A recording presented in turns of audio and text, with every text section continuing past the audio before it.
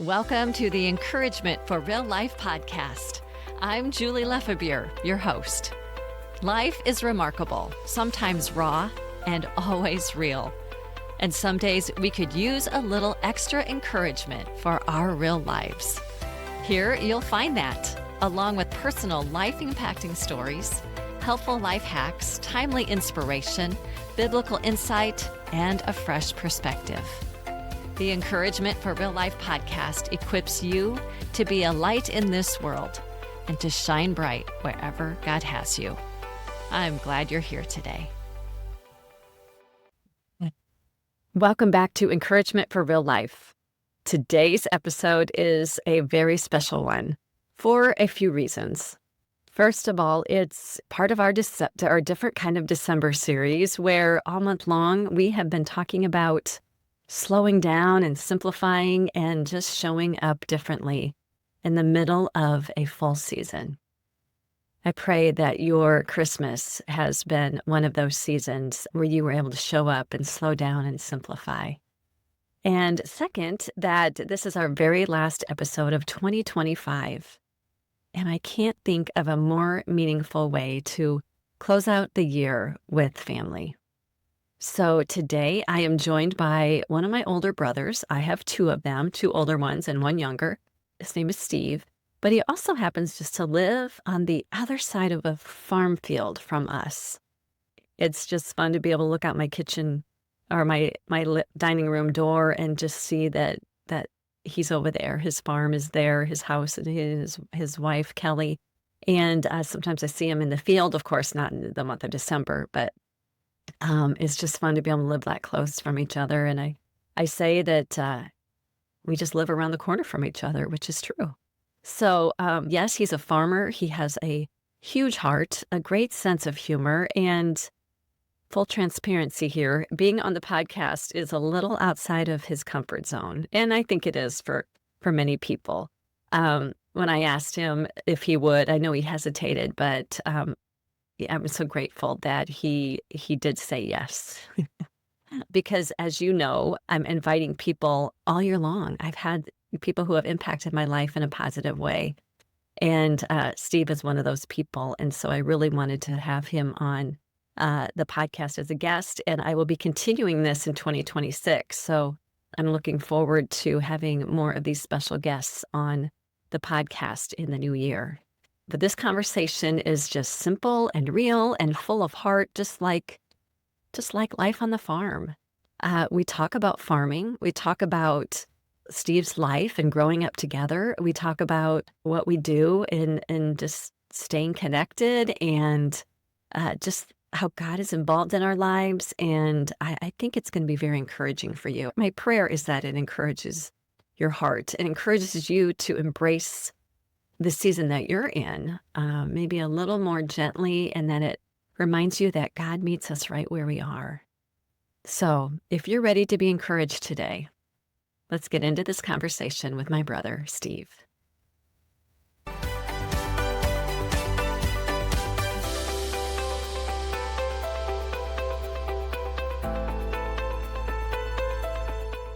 Well, welcome to the Encouragement for Real Life podcast.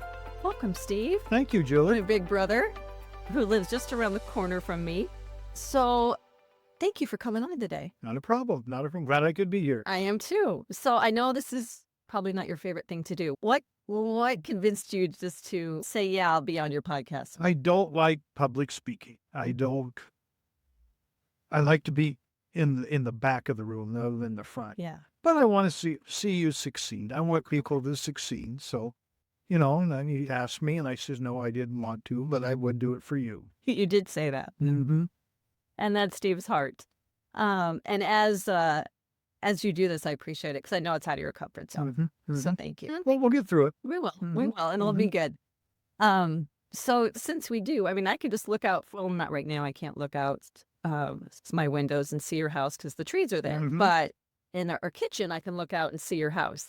So what's something that do you enjoy, like being able to be neighbors from across the field? Oh, yeah. Different times I'll see Bill out mowing the grass, and I'll call you and say, I can see Bill mowing the grass, or he's doing a homeowner project or little, so I can hear him pounding.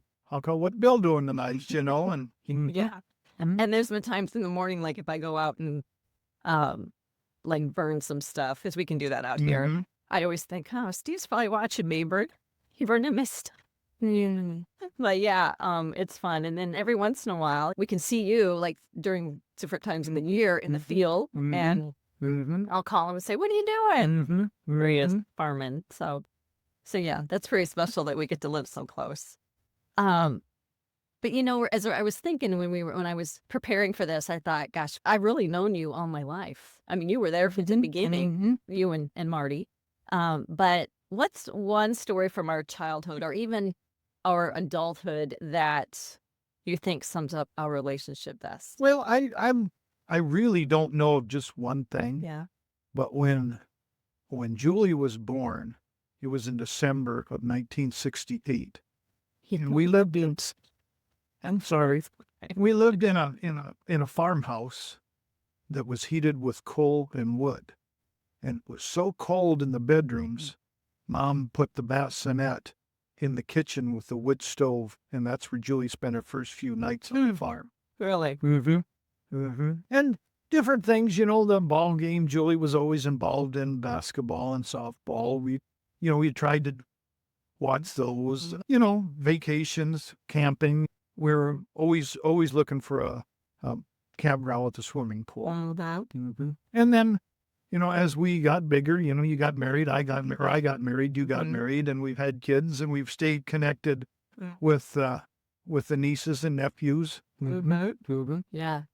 And the grandkids. It's fun to be able to that they're kind of close in age. And when we get together at Christmas time, I know our grandkids always love your grandkids that they get to spend time together. Julie can bring her grandkids down to the farm or over to the farm, and I could pick on them a little bit for an hour or two, every once a month or so in the summertime, and go on, load them on a hay rack and go around the driveway on a hayride, and they're happy as thieves with that. Yeah, they still talk about that. And that day Stephen Kelly invited us down, me and the boys, to go on a hayride, and we had an enclosed wagon, right? Is that a rack. And sat on hay bales, and Steve took us around the farm, and that was, oh my gosh, that was so much fun. That was a couple of years ago. Maybe was it last year? It was last year. I think it was probably last year. Yeah.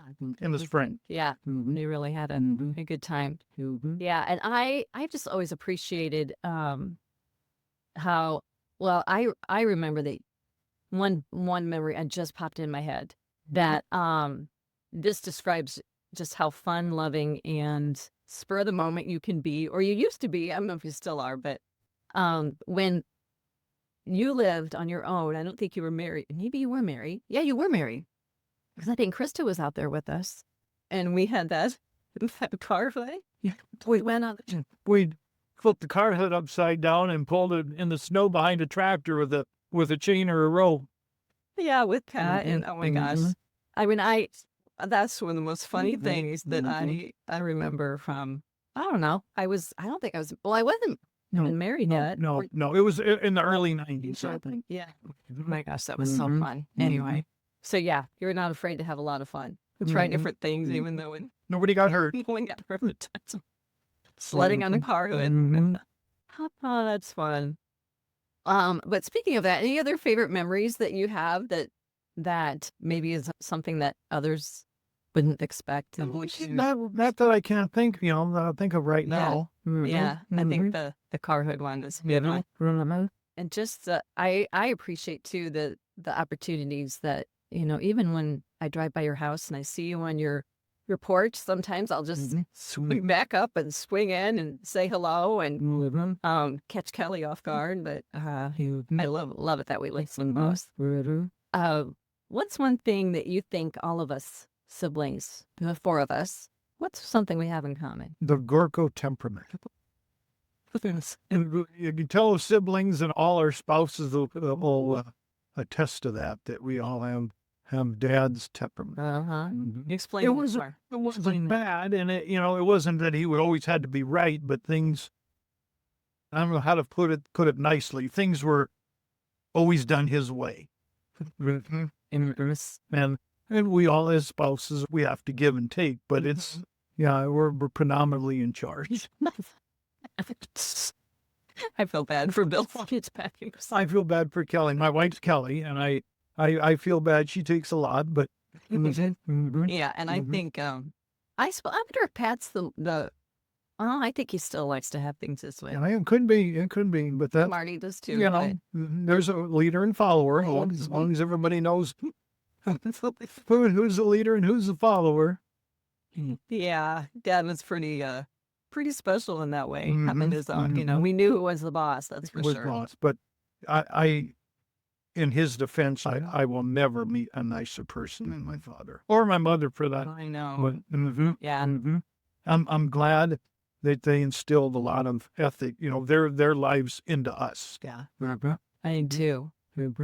And I don't realize how much we carry that into our everyday lives and then also pass it on to our kids and their kids. And I thinking the other day, I don't remember Dad ever being really, really upset no. and raising his voice really, really. Yeah. Yeah. And either mom for that matter. Yeah. And you were with, I mean, you were old enough when he was farming and, doing things on his own. Well, he always owned his own business. Well, maybe not always, but he did. I mean, and so you got to experience more of that than I did. And how he treated people. And I am so fortunate to be in that situation where I could be beside him for quite a few years. Yeah. Yeah. You learned, that was a blessing. You learned a lot from him and you got to just be with him. Oh, yeah. Oh, yeah. Yeah. I got to be with him, but not like that. Yeah. That's pretty special. Yeah. Wow. Yeah. We got a lot from Dad and Mom. Yeah. And, I don't know if you are listening today and you're, maybe you still have your parents. We don't have our parents anymore. And I just want to encourage you to reach out to them. It's just popped in my head that, it's just, there's so many people our age that I think they sometimes take it for granted that their parents are still there, or maybe their parents are aging and it's hard that, they're taking care of them. And I know it's hard because we went through that. We just went through it earlier. And, but boy, I'd sure give about anything to. Oh, there's days, I just wish I could see Dad for 5 minutes and talk to him or ask him something or just share, what I'm doing. He was, he went from farming to owning his own mechanic business, or repair business. And, he always was interested in the farm, my farm, And I just, there's days you just wish you could talk to him for 5 minutes to ask him something. Yeah. Yeah. Or get his take on He'd be proud of you. He'd be so proud of you. I hope so. Yeah. He would be. Yeah. And the families. I think he'd be proud of all of us. And Mom and Dad both would, of how we've just carried on in their footsteps. And it hasn't been easy, but yeah. Yeah. There's been a lot in both of them in common with all of us. So you're a farmer. So what's life on the farm like in December? Well, we will grow corn, soybeans, and we grow a lot of hay. And I sell hay to basically horse people or, the small cow operations, square bales, the small square bales of hay. And so we sell hay during the winter and, go for groceries. And my son has a tractor repair business, so I'm usually running parts for him once a week or so, or if he needs another pair of hands, I can go up and help him. Yeah. Yeah. But it's December, January, February is usually our slow time on the farm. I have no livestock except 15 cats. But we have no chores to do except feed the cats. And, it's our slow time of the year. Yeah. So you get to hunker down. Hunker down and, kind of pick and choose what you want to do and what days you want to do it. Yeah. You mentioned the hay bales, and I didn't think about this. I sent Steve some questions of what I might ask him, and I didn't think about this. But you were injured from your hay business, or from what's the word I'm trying to say? Harvesting hay? No, is it baling hay? I'm not a farm girl, but you want to share anything about that? In 2016, I tore an artery in my neck. and they thought it was from lifting hay. From the baler to the rack. You just chuck it or stack it. Oh, okay. And that caused 2 strokes in the University of Iowa Hospital. I was down there for, about a month. I was under commission, and it was very serious at the time. And, I got in the hospital, I had these strokes and I couldn't walk and I couldn't swallow. And, I'm just miraculously recovered from all of it. Yeah. I remember Labor Day weekend, we were going to go away and we decided not to go because we didn't know if you were going to make it. And we didn't know either. The doctors didn't know either. It could have went either way. Once the blood doesn't flow to the brain, you're done. Yeah. Yeah, it was you were intensive care. And code, did you code? Did you code? I think when they put the feeding tube in, they put me under, and then I went. Well, then they brought me back. But it was serious. Wow, let's praise God that you were. Oh yeah, exactly. It could have went the other way so many times. Yes, and you've had a long road. You continue to just keep going. Stay faithful and trust God. Yeah. So back to farming and speaking of God, how does it shape your, your understanding of God's timing or patience or provision? Because you get to see more as a farmer probably than the average person gets to see. It's basically the profession it's always been connected with God. It's always been, farmers, you can't get any closer than on the farm to God. It taught me I'm not in control. I can do everything right. And if something goes wrong, and my wife, Kelly, she's always praying. If something goes wrong, she's always saying a prayer. What are you doing? Well, I'm saying a prayer. She said, or if we're driving someplace, there's an accident, she says a prayer, and I've always been, you try and fix things yourself or do things yourself. And she's just the opposite, always saying a prayer. Yeah. Because, so much is out here. Oh, it is. I mean, you can plant the seed and you can water. Well, I guess you don't water, but you can fertilize, right? You can, whatever, all the other things that you can do, but the rest of it's really up to.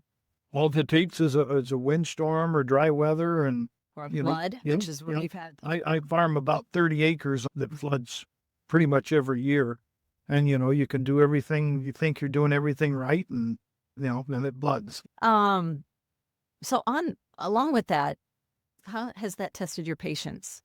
Being that it's out of your control, and maybe it hasn't tested your patience, but. Well, I'm a lot more laid back now with age, than I was in my 20s and 30s and 40s.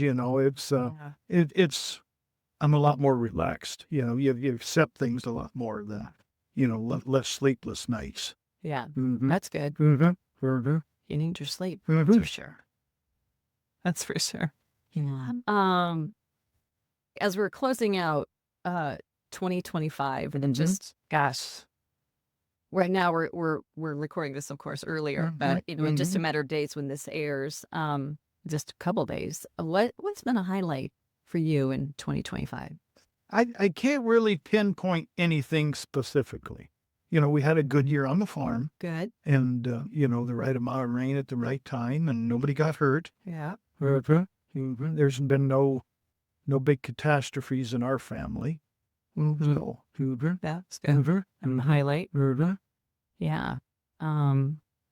Yeah. I'm just trying to think what else in your life has happened this year, but you've just had a lot of good things. Yeah.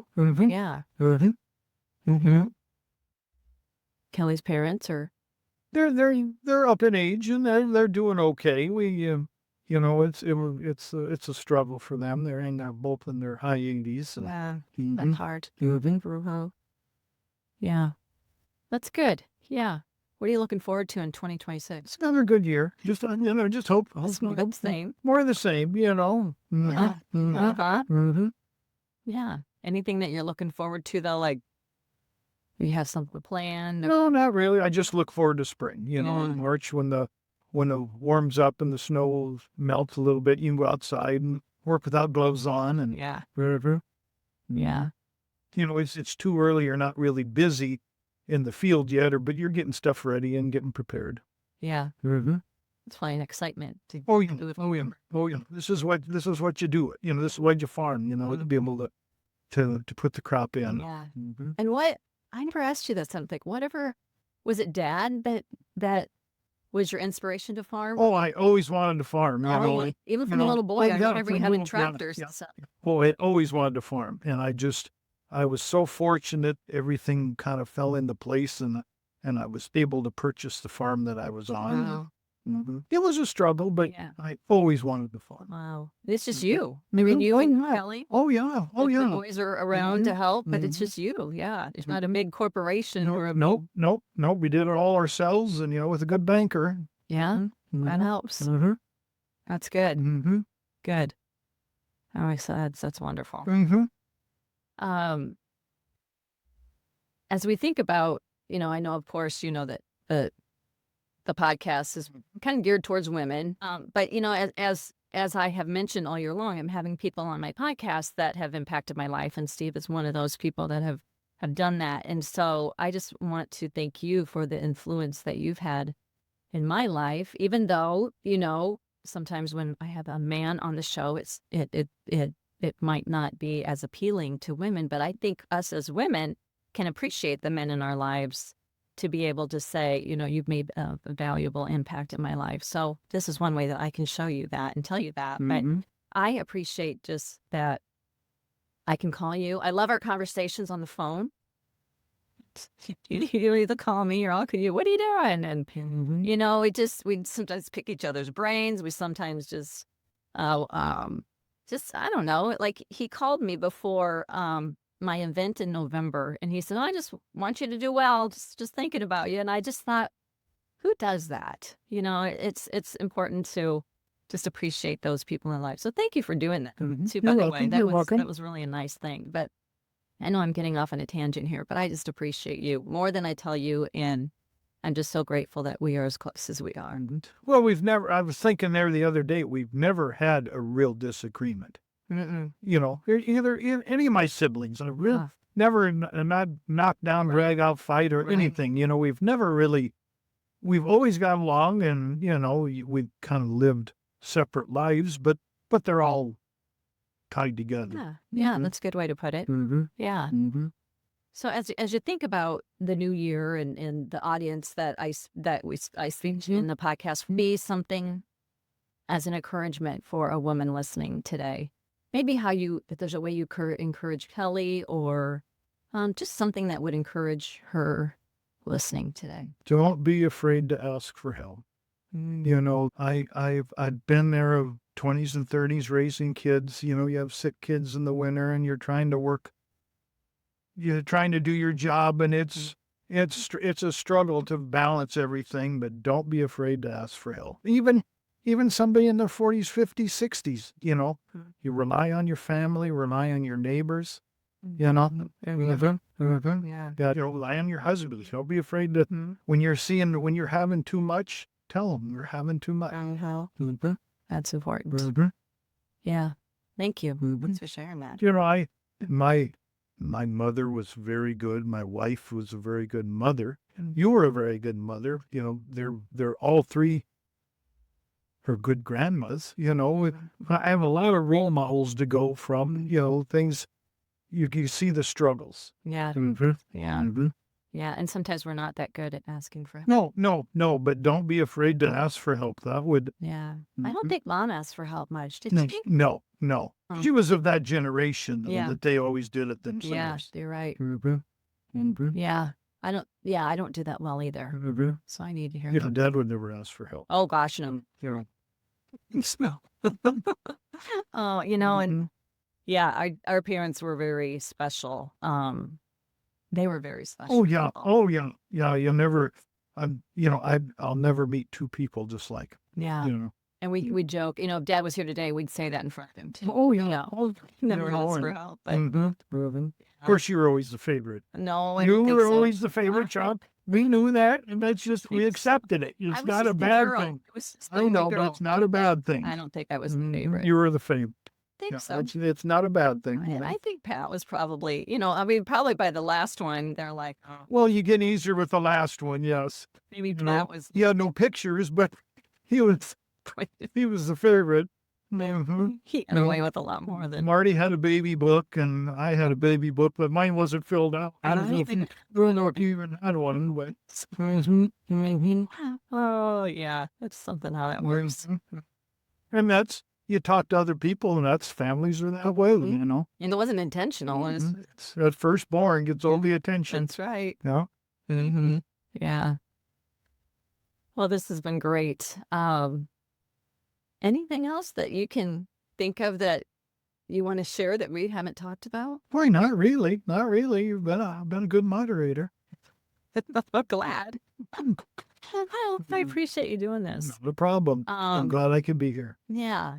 So happy New Year. Happy New Year to you. Wish you the best in 2026. Mhm. And I can't wait to see what is ahead for us. Yes. And 2025 went by really fast. As you've heard people through life say that the years go fast. Well, they really do. yeah, yeah. To me, we should still be back in August or something. But I really don't know how it can be the year end already. So, but thanks again. Sure. Thank you. I love you. Love you too. This conversation with Steve just meant so much to me, and I hope that it encouraged you in a maybe quiet, steady, real life kind of way. And I am so grateful that some of the things that Steve said just really brought some memories to me, and how he ended with those words of, it's okay to ask for help. I think maybe that word was for me more than anyone else, but I just appreciate how Steve just showed up and came. I mean, really, he came in just when I called him, he was here within, a matter of minutes, and he was just willing just to come on and be a blessing. And I appreciate that so much. And like I say, I pray that that encourages you, that his words encouraged you, and that you take some of what he said into the new year with you.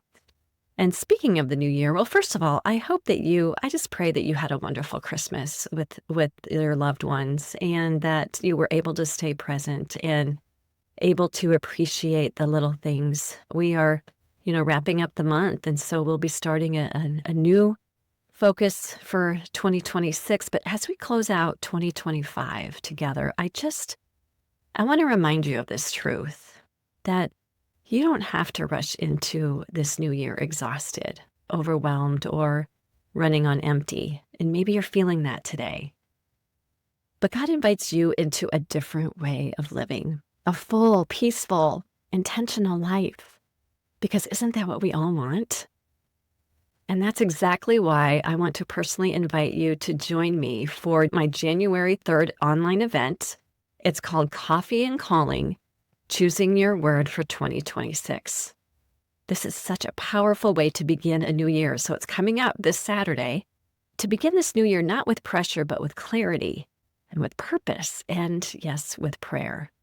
We'll spend some intentional time together, reflecting and listening to God, and also choosing one word to guide our hearts and our decisions in the year ahead. It's simple, it's meaningful, and it's so life-giving. And last year's event, it was powerful, and I have women that are asking, are you going to do that event again? So yes, I decided to make it online so that way more women would be able to attend. And I would absolutely love to see you there. So you can look for the link in the show notes to get all the details. And if you know that you're craving more support, if you're feeling just kind of stuck or overwhelmed or distracted, I also want to invite you into Abundant Life Mentoring. This is where we go deeper together. This is a one-on-one space to help you create healthy rhythms and to renew your mindset and to strengthen your faith. And also to step into that abundant life that Jesus came to give you. You don't have to figure it out all alone. You've been doing really well at that, but you don't have to do it anymore. Mentoring spots are open for the new year, and I would be honored to walk alongside of you. So the link for that is also in the show notes, and I can't wait to work with you one-on-one. So friend, thank you for being here. for walking through this year with me, and just for showing up for your life in the middle of real and everyday moments. I'm so grateful for you. I wouldn't be here if it wasn't for you. So I pray that your new year is blessed in every way. And I'm glad that we get to step into it together with God. So here's to finishing this year with purpose and stepping into a new one with hope. God bless you. Thank you so much for joining me here today. You can find more at julielefebure.com. And until next time, stay encouraged.